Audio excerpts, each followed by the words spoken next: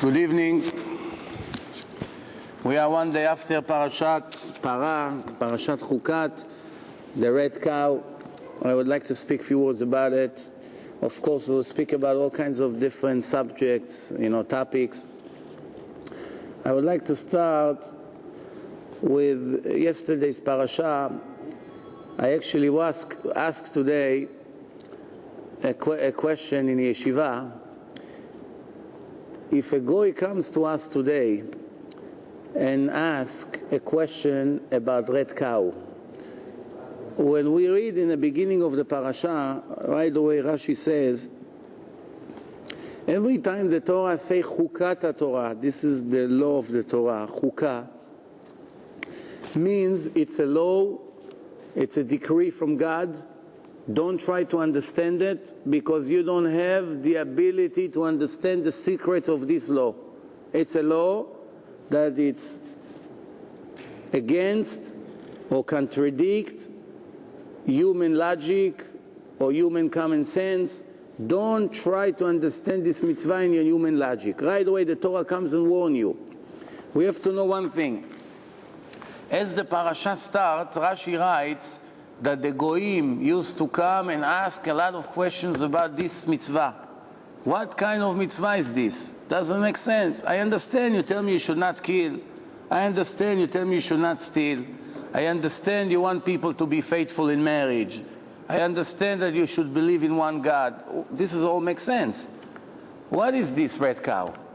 What was the problem of understanding this mitzvah? Because this mitzvah work in two different ways that one contradict the other. For those who don't know the laws, in the time of Bet HaMikdash, the Kohanim, the family of Aaron the Kohen, which today you have tens of thousands of Kohanim in the world, they're all supposedly the descendants of Aaron.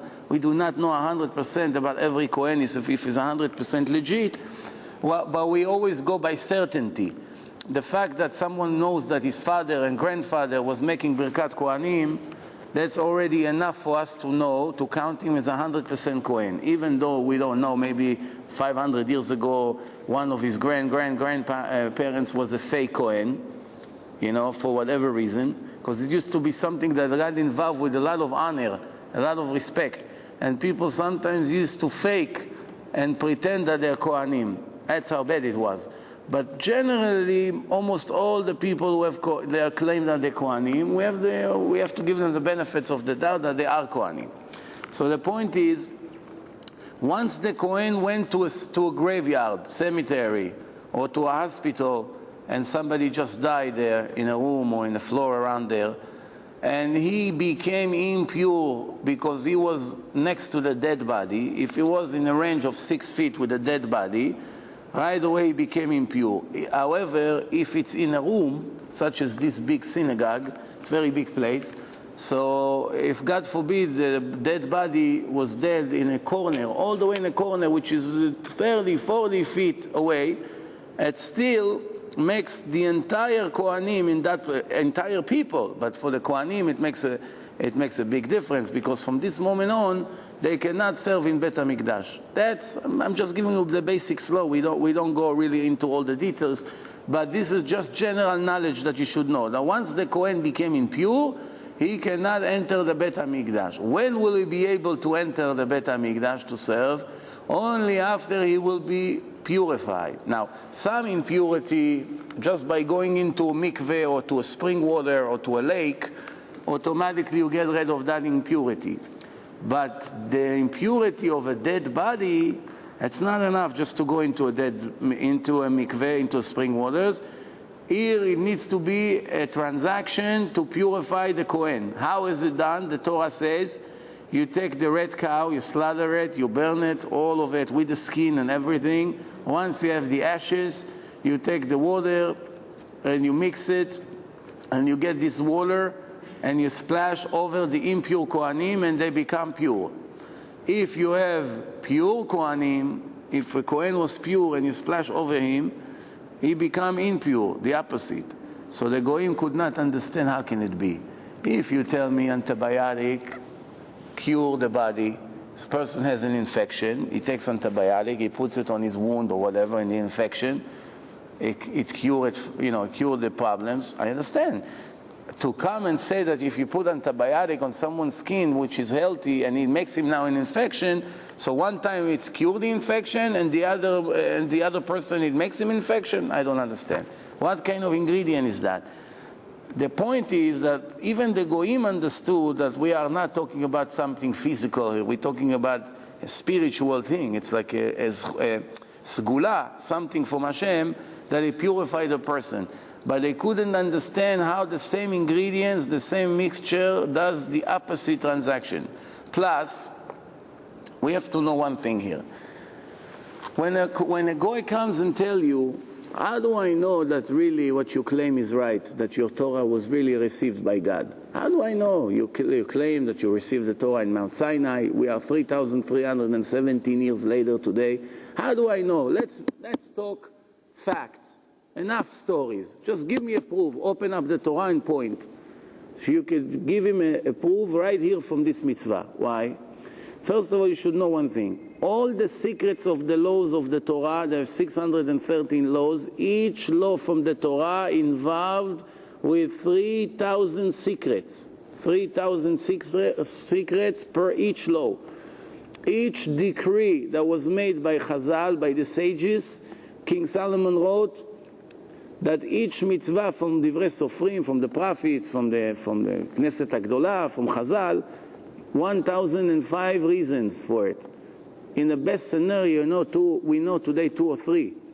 Sometimes we have the chutzpah to come and say, oh, this does not apply to today's generation. We don't need it anymore. No problem. You can do it on Shabbat. Problem is, we know 1% in the best scenario of the secrets of each decree. We do not really know what took place when they decided to put that decree. And that's a big problem, because if we're going to come with our very limited knowledge and try to interfere with their decrees, we're going to make a destruction in Judaism. Destruction. That's what happened to the reforms.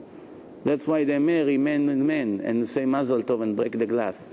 Yeah, why? Because even though the Torah says every blind person can read in the Torah that it says that this is the worst sin in Judaism. It deserves stoning and karet, and the soul gets cut permanently out of the olam haba, out of the world to come. So, however, there are people who call themselves Jews, they still do it. What happened to them? That's where it started. Not paying attention to the small details. So how do we know from para aduma, from red cow, how do we know from that this is a divine origin mitzvah? Very simple, pay attention. There's a story in the Gemara that there was one goy that got lucky. One day he wakes up in the morning and he sees a calf, a red calf. He was wondering what's going on here. He never saw in his life a red cow in his life. But he never saw a red cow in his life, but he knew that it's something unique. So he started to ask around, and then someone came and told him, listen, you're the luckiest person on earth. You just became a billionaire. Why? How much a cow cost? No, this is not just a cow. The Jews will give you any amount of money you want for that cow. Just name the price you want. Anything you want, they'll collect. Believe me, they have no choice. They gotta get it. So he came to the Jews and said, I have what you're looking for. Whatever the price was, millions, billions, whatever it was, the Jews agreed to pay. So the Jews came, they checked the cow, they said, no problem. When are you ready to deliver the calf? We'll come pick it up. So he said, tomorrow you come pick it up. Why? One of his friends, he was anti-Semite, that guy. One of his friends told him, but you have to make sure not to put anything on that cow, because the Jews, if they see that you sit on the cow even 1 second, they won't buy the cow. Why? Because their Torah, the Jewish Torah, says that if there was any weight put on the back of the cow or anywhere else, on the neck or anything, this cow lost the value. It's become a regular cow. For instance, if you have a red cow and it's $1 billion right now, you lean on it like this with your elbow, let's say it went down to $2,000, regular price. How do you make $1 billion into $2,000 in a second? Here you have the answer. You know the joke. When a person gets married, somebody asks, how does a wife makes the husband a millionaire? He used to be a billionaire. Once they got married, he becomes a millionaire. Anyway, so we go back now. So the goy say, I'm going to give them something that will be useful for them. No way. So the night when they left, he came, he sat on it, he put a few things on the back of the car. He said, tomorrow let them come. They won't know. And I know I tricked them. The next day the Jews from the Bet HaMikdash came, Bedek HaBayit. They were in charge of the treasury in Bet HaMikdash. They came. They said, you have the money with you? Yes. They have bags full of coins, gold coins. They say, no problem. Can we check the car one more time? What do you need to check it? You checked it yesterday. He said, no. Before we give the money, a businessman checked the merchandise one more time.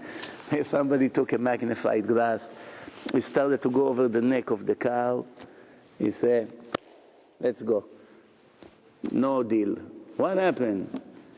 Overnight you did something to the cow. You sat on it, you did something. What do you mean? No, yeah. Don't tell a story. The cow, you want $2,000? Sell it for $2,000. We do not need it anymore. So what happened with that goy? He went and committed suicide. He killed himself. So he lost from both ways. He could have become a very wealthy person. His anti-Semitism caused him to lose his deal and his life. How did they know that he sat on a cow? Comes the Torah in Mount Sinai and teach us a big secret. Once you sit in the back of the cow, there is 2 hairs and a neck that falls down and can never rise ever again. You have to know, the cow must be 100% red. If there's 2 black hair in it, it's not kosher. So first you have to check the entire cow that there's no black hairs over there. It has to be completely red. Once it's completely red, there is a place somewhere in the neck. If you bring me a cow now, I won't be able to point where it is, but from tradition, Chachamim, they know from father to son where is the place. And they came to that place and they checked. Once they saw 2 hairs from the cow is laying down, they knew that there was a weight put on that cow and it's worthless. And there's another sign. There's always 2 witnesses. The Torah always works with the same way. What's the way? Based on 2 testimonies, you can rely on what just said. For instance, if one witness come and say it's not kosher, it's not enough. You need 2. So one way is those 2 hairs. Second way is when you look at the eyes of the cow, after any weight was put on it, it becomes cross-eye. It's not straight anymore as it was. So there are 2 secrets about red cow. Now I want to ask you a question. I hope some of you are clever. You already got the point here. And if not, I'll help you out. What's the trick here? Very simple. If a human being was trying to pretend that he's a messenger of God, or that God gave him the Torah, and he was a faker and he was inventing that mitzvah. Let's pretend that he wanted to pretend that he's somebody holy. And he made a weird mitzvah, red cow. To begin with is very weird because nobody understands the laws of it. It's not human laws. Let's say he made it up. He has great imagination. He said, how do I fool the public? I pretend I bring them something spiritual that doesn't make sense. Like this, they believe me, it's from God. He will still not be able to know those 2 signs. Why? How many hairs you have on the back of the cow? 1 million, 10 million, 50 million? Who knows? Millions, right? Can you count how many hairs the cow has? You saw the size of a cow? How many hairs you have over there, right? It's like counting the grass in your backyard. Go carve one by one. It's impossible to count. Only 2, somewhere in a body, behave different than all the rest. First of all, what human being would ever get the knowledge to begin with to know where to go and look? For millions or tens of millions of hairs that you have on one cow, first of all, what came to your mind to know that there's 2 symptoms? That once you sit on that red, first of all, to know that red cow is valuable. Second, that there are 2 symptoms that change right away as soon as you do something and you put weight on it. Who would ever know? Who would know even to invent such a thing? In order for you to write such a thing, you need divine information. You need a divine source. Divine source you can only get from the creator of the world. Where do you get it? Either in a prophecy or in a Torah. And the source is Mount Sinai. So this is an indication right there The human being could never made up that mitzvah. And that's a proof that there is God and the Torah is from God. You don't need more than that. The next page you see that you have to keep Shabbat and behave like a Jew. You understand? You don't really need more than that. If you're clever enough, if anybody comes and says, how do I know your Torah is divine? How do I know it's from the creator of the world? Red cow. There's thousands of other proofs, of course. This is only one out of thousands. I myself have thousands. And I'm not exaggerating. So many. You don't know where to start sometimes. When we go to seminars, I always thinking to myself 10, 20 minutes before the lecture, which proofs will I use? Because there's X amount of time. And you want to take few, and you don't really know. You never know which one is more productive than the others. We go back to this red cow story. There's one more story in the Gemara about it, that there was one guy, his name was Dama ben Netina. Dama ben Netina, his father owned a jewelry store. One time in a Choshen of the Kohen used to have 12 stones. One stone per each tribe. And one time the stone of the tribe of Binyamin fell and got lost. They didn't know where it is. And they went all over to find replacement for that. They couldn't find it. So guess what happened? They finally got to that guy. And that guy say, yes, we have it. We have the stone. So they said, okay, if you have the stone, how much you want for it? He said the price, let's say $10,000. And he said, okay, let me go up to the attic, I bring it. He came down after 5 minutes, he said, I'm sorry, I cannot sell you the stone today. So they thought he wants more money. Maybe he changed his mind, maybe. So they said, okay, well, you know what, I will pay you more. How much you want? No. Okay, 20,000. No, 30,000. Just give us the stone. No, 100,000. Go bring it. We don't have time. He said, no, I'm not selling you. No deal today. No deal. They went back to Bet HaMikdash. They comes to the Rav.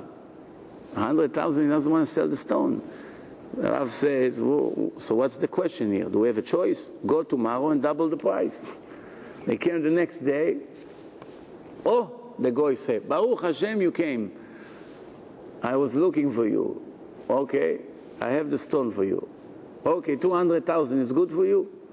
Say, wait 1 second, let me go get the stone. He bought the stone, he said, $10,000. So, 10,000? We already got yesterday 200,000, you want to sell it. He said, no, it wasn't the price issue. It was, my father was sleeping on a box, and I did not want to wake him up. You understand what we're talking here about? Imagine such a thing today. This guy will be on CNN all over the news.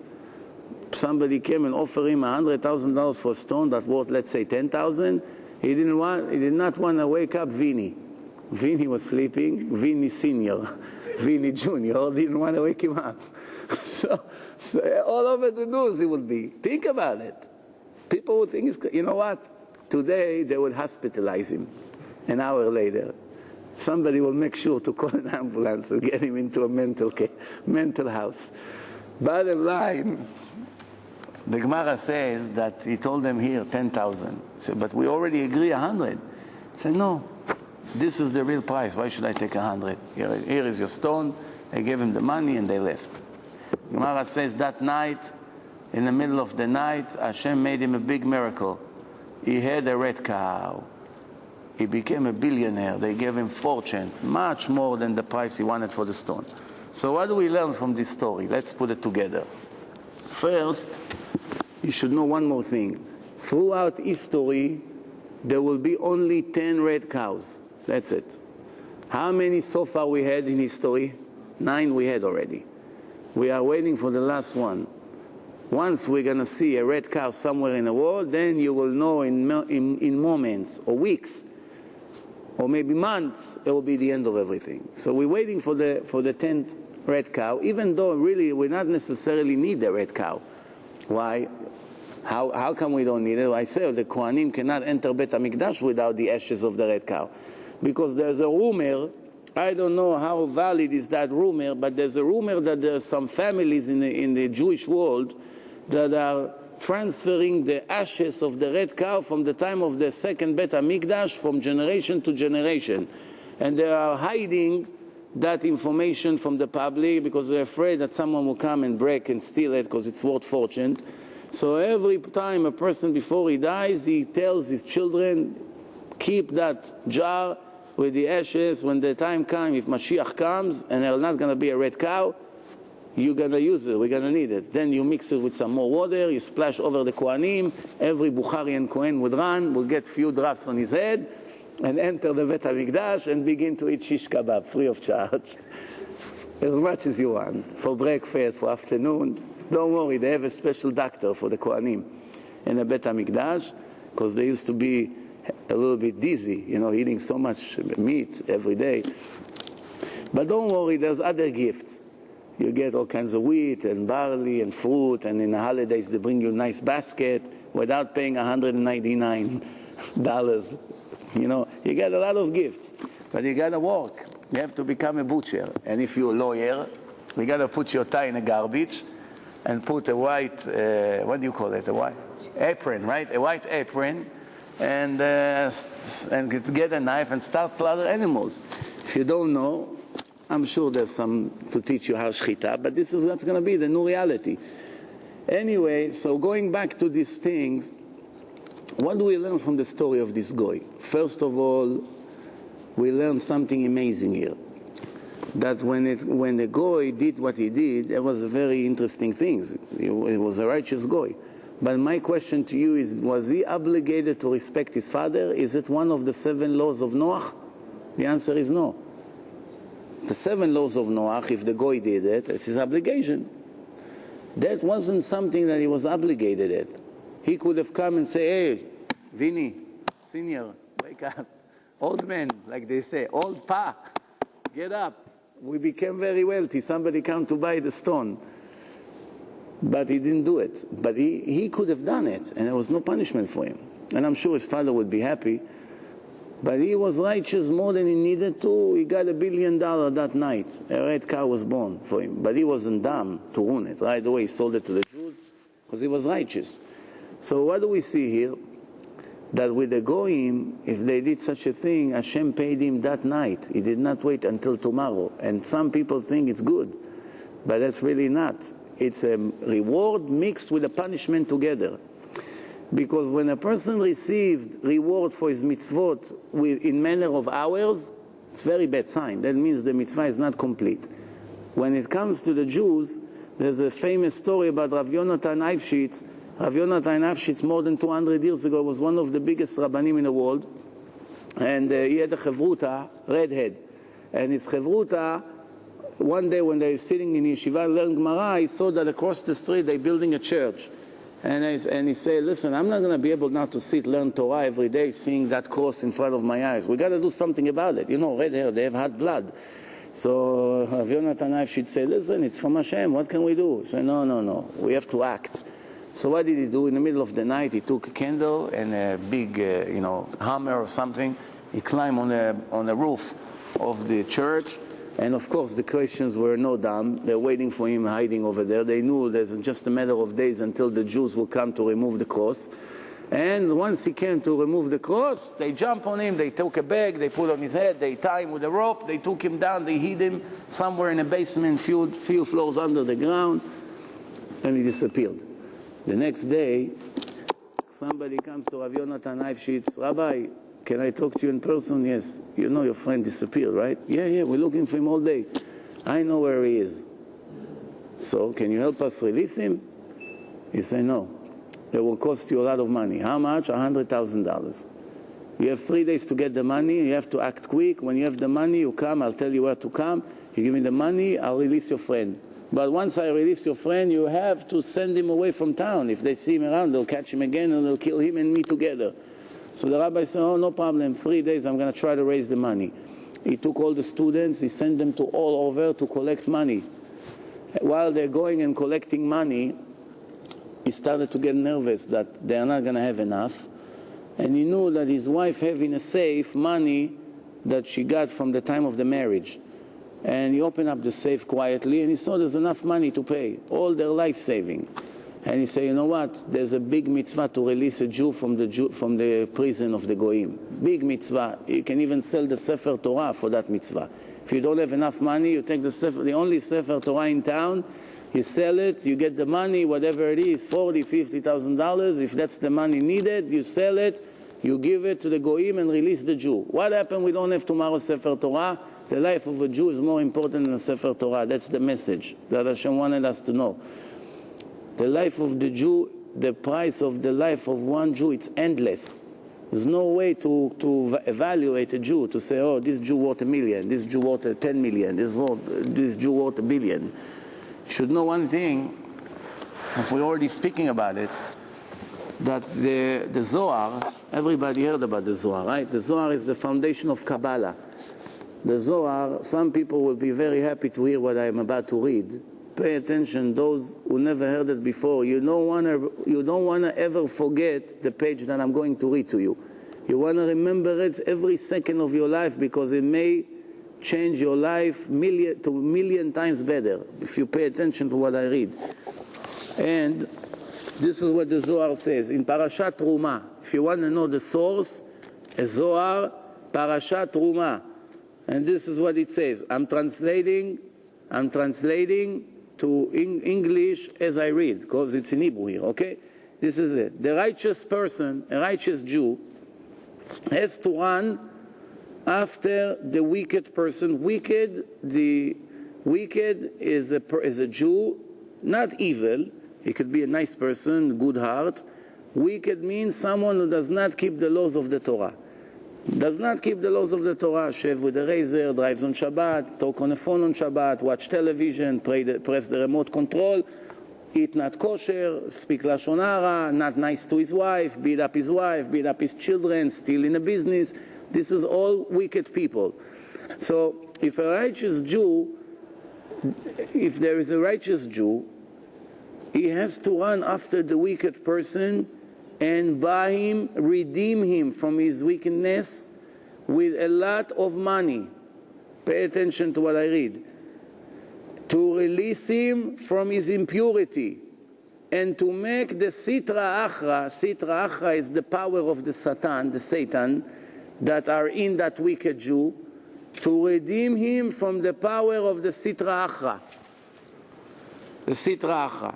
And then once he does that, once he redeemed that wicked person from the curse that he has on him, even though he's not aware of his situation, he will count in heaven, in the eyes of God, that he created him. Not that he made him religious, that he created him from zero, from nothing, from scratch. Pay attention, this is the Zohar. And this is a huge praise for God, for Hashem, more than any other praises. Pay attention, I'm reading word by word. There are 3 benefits here. One is that you make the Sitra Achra, the power of the Satan, surrender. Second, you make the person leave his evil ways and go closer to Hashem, which is a huge reward just for that. And third, you make the honor of God in the world or in the upper worlds much, much, much higher. 3 different rewards, 3 different mitzvot in one act. And it says like this, and when this person that saved that wicked person goes up after he dies from this world, he goes up to heaven, all the bad angels that come to speak against all the sins of the Jews become mute in his trial. They can open up their mouth. They come to say, hey, Mr. X, I saw him that day, made a sin like he does to all the other Jews. When he comes to this Jew that saves souls and make them religious, he cannot open up his mouth. The angel is mute. Not one, all of them. As I'm reading word by word from the Zohar. And he says, the Zohar say, Kol malachei adin enam yecholim lishlot alav bezeh haolam. They have no way to control him or to say anything against him. And when he comes to the world to come, he has permission to enter in 12 different gates, whichever he chooses. And there's nobody that can make a beep about his choices. He does whatever he wants.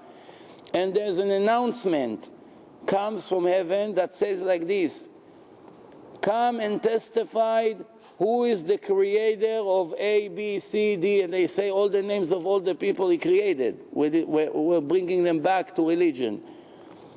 And HaKadosh Baruch Hu and the Ruach of HaKadosh Baruch Hu, the Shekhinah, and they make that announcement, and then there's two angels who come and say, we are the witnesses, two angels of this person, and we want to bring his father, for his father to have great comfort and great happiness to see who is his son. So they bring his father. Chas v'shalom, if his father is in hell, they bring his father also to that moment to see what respect they give to that Jew that was saving other Jews from not being religious.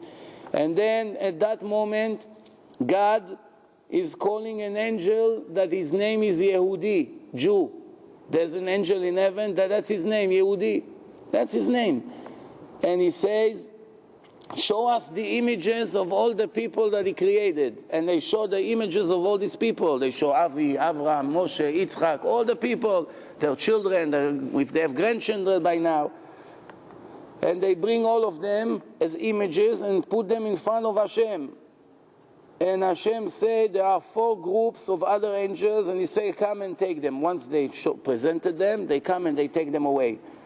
And then this person gets reward to enter 70 hidden worlds, spiritual worlds, okay, that no other human being from the entire creation has permission to enter. You understand what we're talking here about? It could be one of the biggest rabbis that you read about in a previous generation that wrote books. If he did not bring people back to religion, he was only teaching Torah and so forth, he may not have permission to enter those places.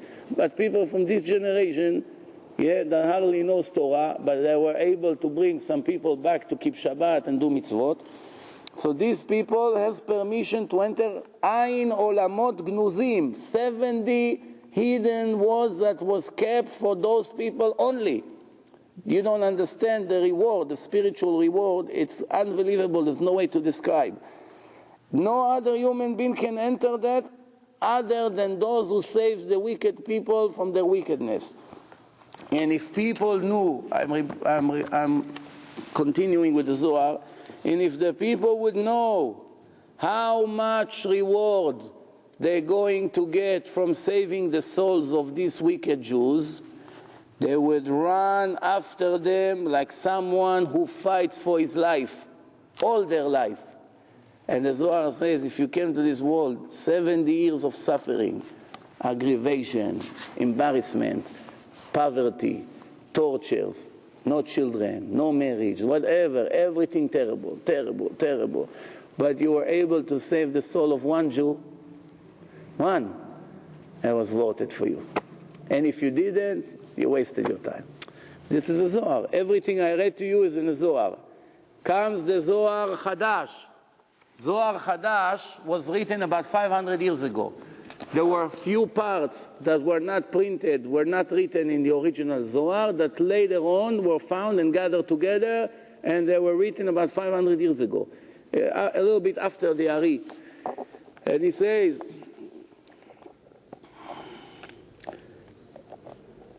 like this, Tani Rabbi Chia, B'sha'a shenishmat tzaddik, when a person that makes other people, amachzir b'tshuva, makes them religious, Michael, the angel Michael, the great ministers, brings all the righteous people in front of God.